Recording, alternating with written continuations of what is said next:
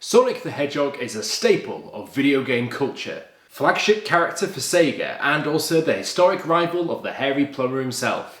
Even if you're not a massive video game fan, you will probably know who this character is. However, Sonic the Hedgehog might be a little bit too clean cut for you. He might be a little bit too perky and good-natured for your liking. So, what did SEGA do instead? They decided to make a character with a bit more edge to him. Now, all you need to do is go on Google and type in edgy Sonic the Hedgehog, and once you've sifted through the thousands of different OC fan characters on there, you will find the one and only Shadow the Hedgehog. And this guy is pretty edgy indeed. However, the strangest trait about this character is that in one of his games, they decided to give him a friggin' gun. Now, you might be asking why they gave this character a gun, and that is something that we are going to be exploring today.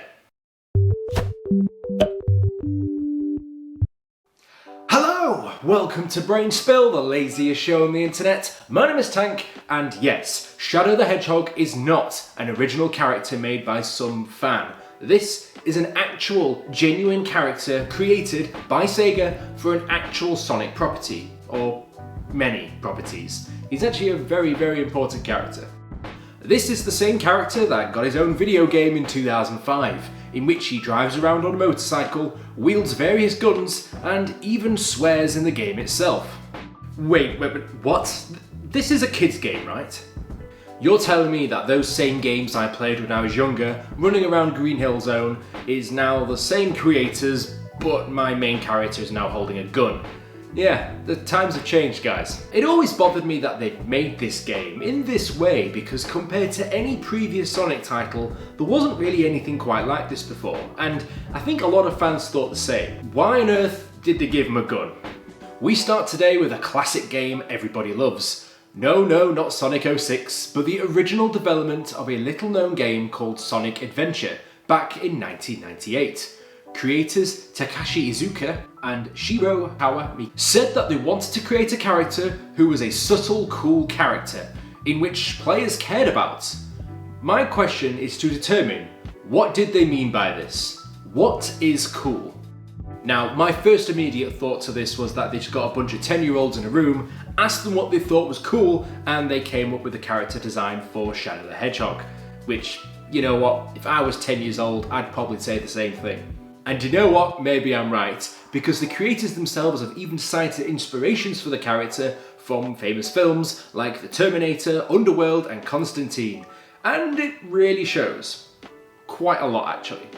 Sonic Adventure 2 released in 2001, the first game that Shadow the Hedgehog ever appeared in.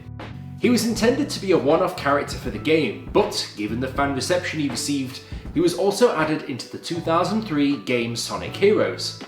And yes, that is how you get something in life. All you have to do is you keep badgering someone until they say yes. So, in this case, Sonic Team eventually gave in when they realised that the fans actually really liked this edgy black hedgehog they'd put into their game, and decided to keep him around.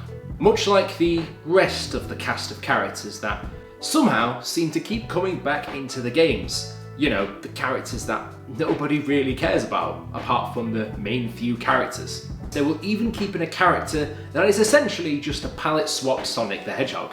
So, anything's possible, guys. Of course, Shadow is a popular and frequent character in the games and shows, but he was so popular in fact, they decided to give him his own spin-off game in 2005, Shadow the Hedgehog. Upon the announcement of such a game being made, edgy teens around the world united. All they wanted was a fully blown Sonic game starring their favourite edgy character, Shadow the Hedgehog. So Sonic Team got to work, and they were going to build a game that was going to be unlike anything else they'd done before, mainly because it had to cater to the fact that the main character wasn't Sonic. It was a completely different character, someone who was a little bit more edgy, meaning that the whole game apparently needed to be edgy as well. So, what is the answer to this predicament? What do you put in your game to make it more edgy? Well, I've got the answer for you right here. And that answer is guns, people. Yep, just stick a gun in your game and it's going to be much more edgy than it ever was before. Even if it's a kid's game. And for those of you that remember, he's the only character in media I've ever seen Cock a machine gun like a shotgun. He's just that edgy. A brooding, misunderstood loner. A character that many people could probably relate with. This character also just happened to be an anthropomorphic hedgehog. And to answer the question, right here, right now, the reason that SEGA decided to put guns in this game was just the fact that they wanted to appeal to these edgy teens. Yeah, it's basically that. They wanted to appeal to the fan base of the game. People who liked the hardline, contrasting character to the upbeat Sonic the Hedgehog really was a breath of fresh air for some people. When making the Shadow the Hedgehog game, the creators gave the following explanation in an interview with GameSpy. When we took a look at which Sonic characters were popular among fans, Shadow was ranked right behind Sonic. We've always wanted to do a gun action game for a while now, and he seemed to be the best fit for that idea. He and Sonic have a very different identity after all. Finally, as we've been building the Sonic brand, we've had ideas of doing a spin-off series, so perhaps that's what Shadow will lead to. Okay, fair enough, that's a perfectly reasonable explanation. However, they actually went further to comment on the fact that many people were actually raising their voices on the fact that this was such a surprise. Yeah, me too, mate, I thought the same. So, the interviewer asked the million-dollar question. Why? Well, there have been some shooting sequences in the Sonic Adventure games before, but they've been more stand and shoot style bits. We really wanted to challenge ourselves and do a high-speed gun action game. We decided that Shadow would be the perfect venue by which we could try our hand at this genre. So, how did the game do? Did hardcore Sonic fans like their new fan character and his solo adventure? No, not really.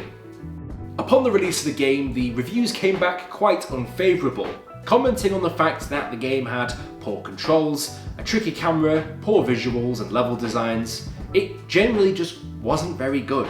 This was with the exception of one review I found, which actually liked the game, with a user review saying the following. I wonder how is this getting good reviewers? It's a big piece of shit. The graphics are bad, the gameplay is terrible, and the story isn't interesting or good. It's a big disappointment. So yeah, aside from the few people that liked it and gave their very colourful feedback, the vast majority didn't think it was very good. And that's kind of where we've been left this entire time. Shadow has had his time in the limelight and had his own game to boot, and whilst it's been released and it did okay in the sales, the actual reviews came back quite poorly compared to many of the previous titles which had got such critical acclaim in the franchise. Food for thought, if you ever think that putting guns in your game will make it better, just look at this and then maybe have a good hard look at yourself in the mirror and think maybe you should just recreate a game that everybody loves. You know, a game that people like and enjoy playing. You know, like the original Sonic games.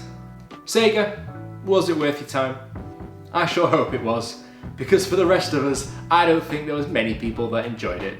If you liked the video, be sure to like and subscribe. If you want to be notified as soon as I upload my next video, be sure to hit the bell button.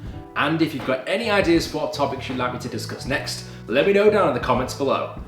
As always, sources used in the video will be in the description. Okay, I'm only saying this now because you've reached the very end of the video, but full disclosure, I've never actually played the game myself. Okay, yeah, I might sound like a little bit of a hypocrite for saying this, but the fact that this character had a gun in the game, in a Sonic game, it really put me off. And I have played this game a little bit at a friend's house, and all I can say is that the criticism I've seen online kind of echoed my first thoughts of playing the game. It just didn't play very well.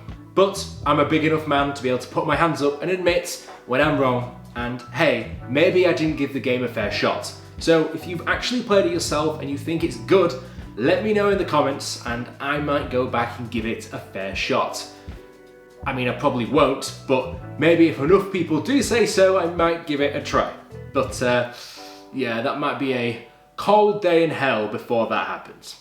So yeah, I'll see you guys in the next video. Fantastic.